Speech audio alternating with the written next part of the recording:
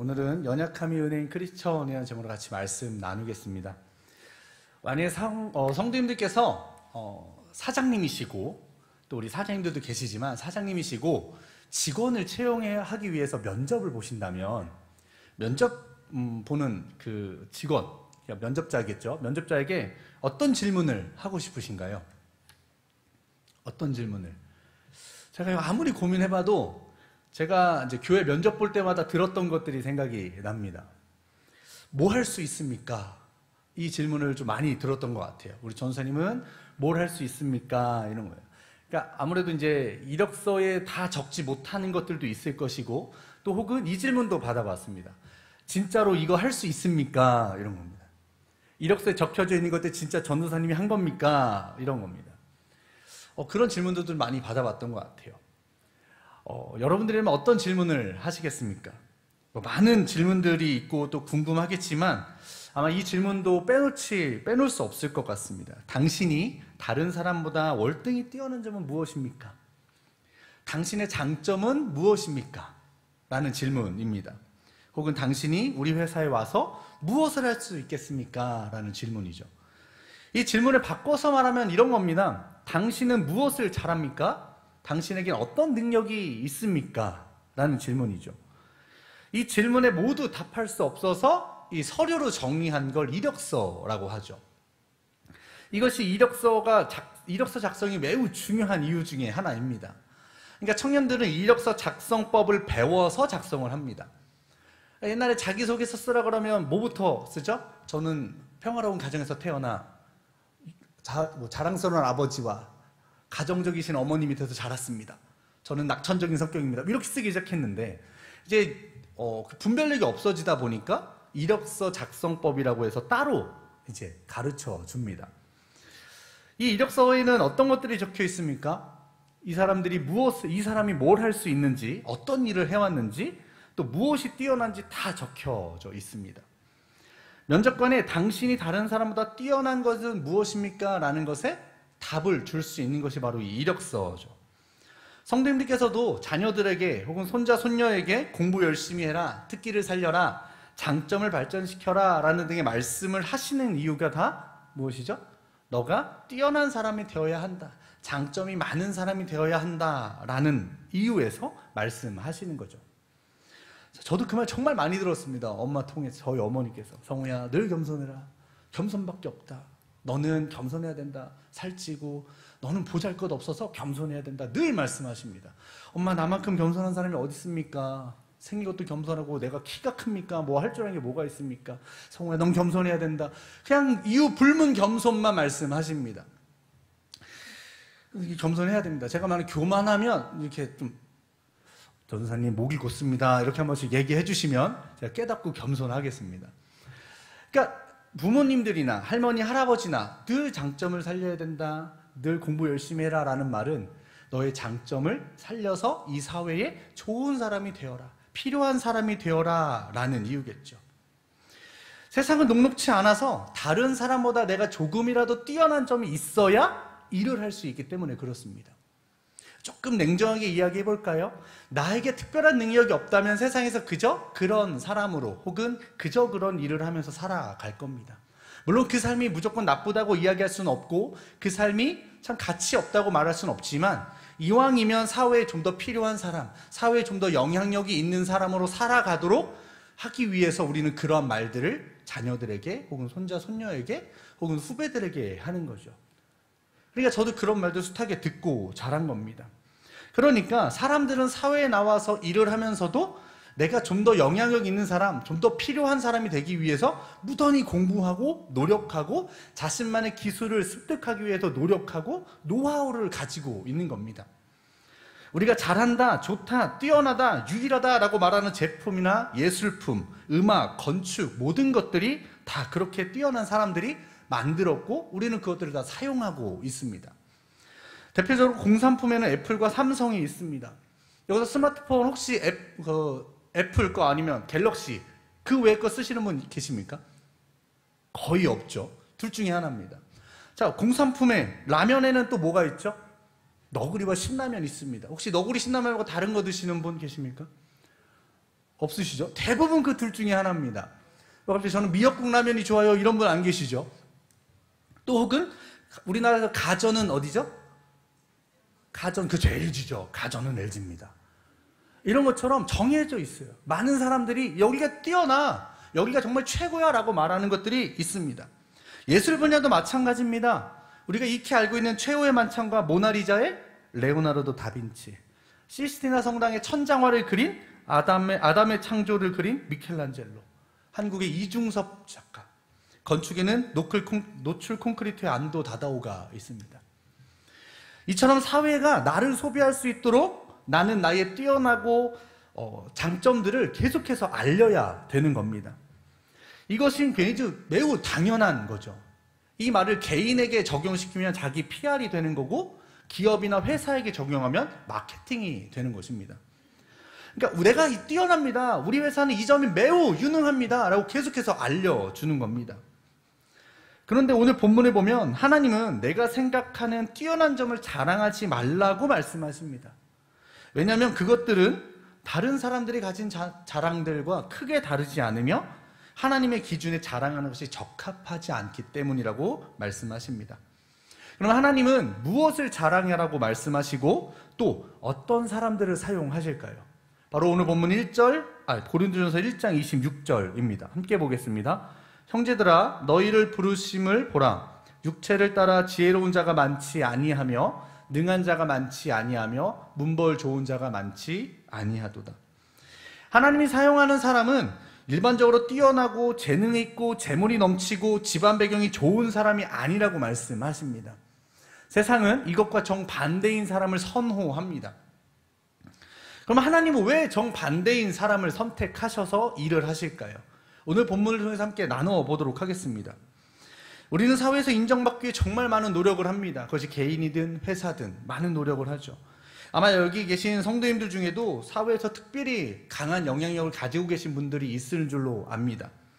때로는 유일하다고 말할 정도의 엄청난 기술력을 가지고 계신 분들도 계실 거고, 또 능력이 뛰어나야 일할 수 있는 회사에서 근무하셨던 적도 있는 성도님들도 계실 겁니다.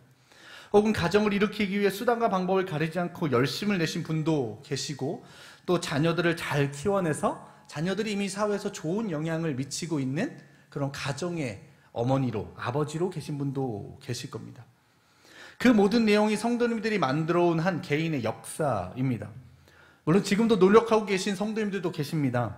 무던히 공부하고 찾아다니고 또 배우기에 힘쓸 겁니다. 왜 이렇게 노력하냐고 물으면 아마도 이렇게 대답하실 것 같습니다. 여전히 나는 사회에서 활동하는 지혜 있는 어른이 되고자 합니다. 여전히 나는 사회에 필요한 사람이 되고자 합니다. 그 일을 위해 지금도 많은 어른들이 배우기에 힘씁니다. 제가 대학원을 다니던 시절에 이미 담임 목회를 하고 계신 분이 대학원으로 들어오셨습니다. 이유를 여쭤보니까 내가 학교를 다닐 땐 대학원이 없어서 배움이 짧아 더 배우기 위해 왔다고 이야기하십니다. 그런가 하면 일반 회사에서도 피나는 노력을 합니다. 혹시 새벽 6시 강남역 영어학원가를 가보셨습니까? 거기 가면 학생보다 직장인들이 영어학원으로 더 많이 들어갑니다.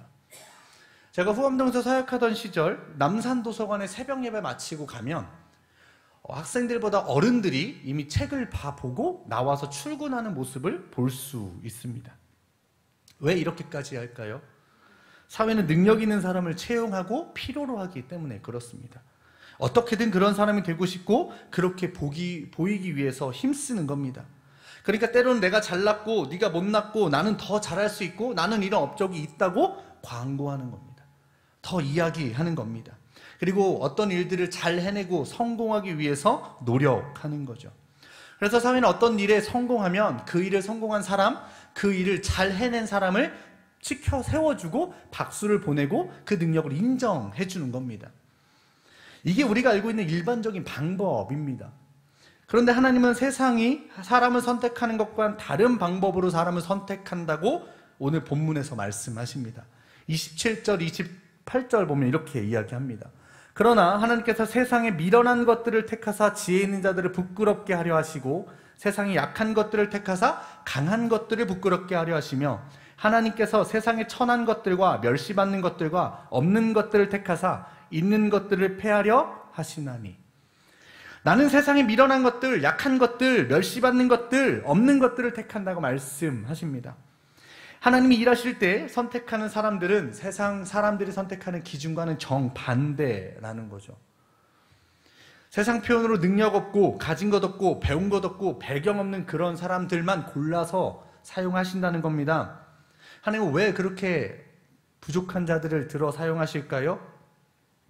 세상의 약한 것들을 택하사 강한 자들을 부끄럽게 하시기 위해, 세상에 지혜 없는 자들을 택하사 지혜 있는 자들을 부끄럽게 하시기 위해서. 여러분, 이 말을 지금 하나님께서 고린도 교회에 하셨습니다. 이 고린도 교회 하신 데는 그 이유가 있는데, 당시 고린도 교회는 성도들 간에 심각한 문제가 여러 가지가 있었죠. 그 중에 하나가 바로 은사를 자랑하는 것이었습니다. 내 은사가 더 좋은 은사라고, 내가 더 귀하게 쓰임받을 수 있다고, 내가 더 잘났다고, 서로 내 은사는 이런 거 할 수 있다고, 이것도 해냈다고 서로 자랑하기에 바빴습니다. 그런 고린도 교회의 입을 뗀 첫 마디가 바로 26절입니다. 너희가 부르심을 받았을 때 세상 기준으로 지혜롭거나 문벌 좋은 사람이 없었다는 것입니다. 무슨 말입니까? 자랑할 게 하나도 없었다는 겁니다. 너희가 하나님의 부르심을 받은 조건이 너희가 문벌을 좋아서냐? 너희들이 부자여서냐? 너희들이 똑똑해서냐? 그 이유가 아니라는 겁니다. 하나님이 너희들에게 거저 은혜를 주셨고 그 일을 통하여 하나님이 너희를 사용하셨고 너희를 통하여 영광을 받으셨는데 너희는 지금 무엇을 자랑하냐고 꾸짖고 계신 겁니다. 하나님이 우리를 부르시고 은사를 주신 것은 서로 내가 잘났다고 자랑하라고 은사를 주신 것도 아니고 남에게 떠벌리라고 불러주신 부르심도 아닙니다. 분명한 목적이 있죠. 바로 고린도전서 1장 18절입니다. 십자가의 도가 멸망하는 자들에게는 미련한 것이요 구원받는 우리에게는 하나님의 능력이라. 바로 십자가를 전하는 일, 그 일에 위해서 우리에게 은사를 주신 것입니다. 우리를 사용하시는 겁니다. 우리를 세상과 교회를 섬기는 일로 부르셨고 그 일의 도구로 은사를 주셨다는 겁니다. 그런데 고린도 교회 성도들은 내가 더 크다, 네가 더 작다 싸우고 있었던 겁니다. 이 논쟁은 예수님의 제자들도 했었죠. 예수님께서 주님, 우리 중에 누가 더 큰 제자입니까? 누가 더 큰 자입니까? 라고 서로 시시비비를 가리려고 했던 겁니다. 그러자 예수님께서 뭐라고 말씀하십니까? 나를 영접하는 자가 크다라고 말씀하십니다. 이 말이 무슨 뜻입니까? 하나님으로 사는 사람, 하나님만 보는 사람, 하나님이 결론인 사람이 크다라는 겁니다. 하나님이 무엇인가 부족하고 결핍 있고 연약한 사람들을 선택하시는 데는 바로 여기에 이유가 있는 겁니다. 통신 연약한 자들이 의지하는 것은 자기 지혜가 아닙니다. 자기가 가진 것이 아닙니다. 자기 능력이 아닙니다. 그들이 의지할 거 오직 하나님 한 분밖에 없습니다. 그러나 쉽게 말하는 잘난 사람들, 가진 것이 많은 사람들, 똑똑한 사람들, 지혜 있는 사람들은 무엇을 의지합니까? 자기 지혜를 의지하고 자기가 가진 것들을 의지합니다. 왜? 문제 해결하는 데는 하나님을 찾는 것보다 내 지혜가 훨씬 더 빠르고 정확하다고 믿기 때문에 그렇습니다. 문제를 해결하는 데는 내가 가진 돈으로 해결하는 것이 깔끔하다고, 더 빠르다고 생각하기 때문에 그렇습니다. 그러나 같은 일을 이루더라도 하나님은 가지지 못한 자들을 택하시는 것은 그 일이 성공하고 그 일의 모든 과정에 하나님의 은혜를 구하고 그 결과를 하나님께 영광 돌리기 때문입니다. 그래서 예수님께서 이렇게 말씀하셨죠. 부자가 천국에 들어가는 것이 낙타가 바늘기에 들어가는 것보다 어렵다고 말씀하신 겁니다. 무슨 일을 해도 영광을 돌리는 것이 어려운 일입니다. 그래서 하나님은 부족한 자들을 선택하십니다. 왜냐하면 일은 하나님이 하시고 그저 도구로 우리를 부르시고 사용하시는 것이기 때문에 그렇습니다. 우리가 모든 일을 하고 사역을 하고 이 땅을 살아갈 때 하나님께 영광 돌리길 간절히 소망합니다. 하나님께서 그렇게 하시는 이유 또 하나는 아무 육체도 자랑하지 못하게 하기 위해서입니다. 하나님께서 이루셨는데, 하나님께서 일하셨는데 누가 감히 자랑할 수 있겠습니까? 그 일을 내가 해냈다고 누가 그 앞에서 이야기할 수 있겠습니까? 자기가 한 게 아무것도 없는데 무엇 하나 자기가 했다고 말할 수 있겠습니까? 우리가 일을 할 때도 가정에서 집안 살림을 할 때도 사역할 때도 이와 같은 방법으로 하나님의 방법으로 해야 합니다. 우리가 눈에 쉽게 보이는 게 찬양팀이니까 찬양팀으로 예를 들어보겠습니다. 찬양팀의 신디는 어떤 모델로 해야 하는가? 믹서는 몇 개가 있어야 하는가? 믹서는 얼마짜리여야 하는가? 음향과 조명 시스템은 다 갖춰져야 되는가? 여러분, 여기에 예배 요소가 있지 않습니다. 그거 없어도 예배 드릴 수 있습니다. 마이크 없어도 예배 드릴 수 있습니다. 이것들이 중요한 게 아닙니다. 단지 예배를 좀 더 효과적으로 그리고 잘 전달하기 위해서 있는 것 뿐입니다. 그런데 만약에 우리가 생각하기에 하나님이 기뻐 받으시는 찬양은 비싼 장비와 모든 악기가 다 갖춰진 그런 세션들에 있다고 생각한다면 정말 잘못된 생각일 겁니다. 연주자의 연주 실력이 있다고 생각한다면 정말 잘못된 생각일 겁니다. 중요한 예배, 하나님이 기뻐 받으신 예배는 저와 여러분의 마음에 달려 있습니다. 회중석에서 찬양하는 여러분들도 마찬가지입니다. 연주자들의 연주 실력을 보거나 앞에 인도하는 인도자만을 보고 있다면 죄송합니다. 잘못 예배를 드리고 계신 겁니다. 예배를 드리는 공간도 마찬가지입니다. 모든 것이 다 마찬가지입니다. 나의 마음이 누구에게로 향하고 있는가? 내 마음의 중심에 누가 자리를 잡고 있는가가 훨씬 더 중요하고 훨씬 더 우선되어야 합니다. 즉, 우리가 이것만 있으면 좋겠다고, 이것만 있으면 더 완벽해질 거라고 생각하는 것들은 어쩌면 하나님 시각으로 보기에 없어도 되는 것입니다. 하나님, 내가 주님께 봉사하는데 이것만 없으면 더 좋겠습니다. 이것만 더 채워지면 하나님 더 열심히 봉사할 수 있겠습니다. 우리는 이렇게 고백하지만 주님은 뭐라고 말씀하십니까? 그거 없어도 괜찮다. 이 말을 하나님께서 뭐라고 가르쳐 주셨습니까? 바로 사도 바울의 입을 통해서 말씀하셨습니다. 바로 고린도후서 12장 9절입니다. 나에게 이르시기를 내 은혜가 내게 족하도다. 이는 내 능력이 약한 데서 온전하여 짐이라 하신지라. 그러므로 도리어 크게 기뻐함으로 나의 여러 약한 것들에 대하여 자랑하리니 이는 그리스도의 능력이 내게 머물게 하려 함이라. 바울이 자기 몸에 있는 육체의 가시를 제거해달라고 기도했을 때 그는 그렇게 간구했습니다. 주님, 이것만 없으면 내가 더 열심히 뛰어다니겠습니다. 주님, 내가 이것만 없으면 더 열심히 복음 전하겠습니다. 주님, 이게 너무 불편해서 복음 전에 너무 힘이 듭니다. 주님, 없애주시옵소서 라고 기도했을 때 주님이 이렇게 말씀하신 겁니다. 내 은혜가 내게 족하도다. 이는 내 능력이 약한 데서 온전하여 짐이라. 이 진리를 깨닫고 나니까 사도 바울이 어떻게 고백합니까? 도리어 크게 기뻐함으로 자신의 약함을 자랑하리라. 자신의 부족함을 자랑한 겁니다.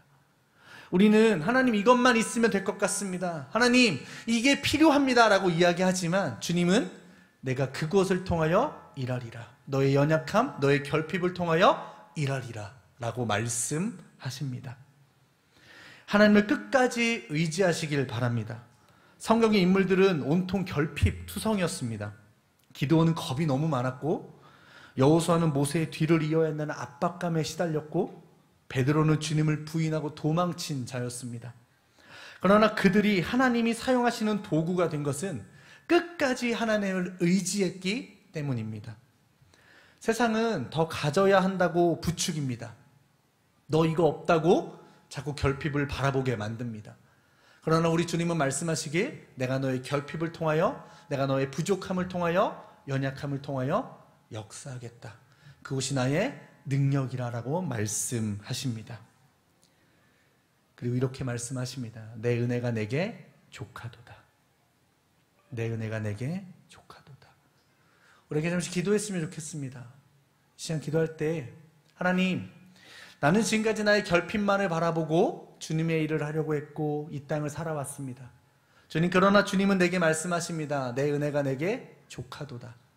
주님, 이 말씀을 내가 은혜로 받게 하시고 내 삶으로 고백하는 시간 될 수 있도록 하나님 인도하여 주시옵소서. 이 한 가지 간절히 주의 이름 부르짖고 기도하겠습니다.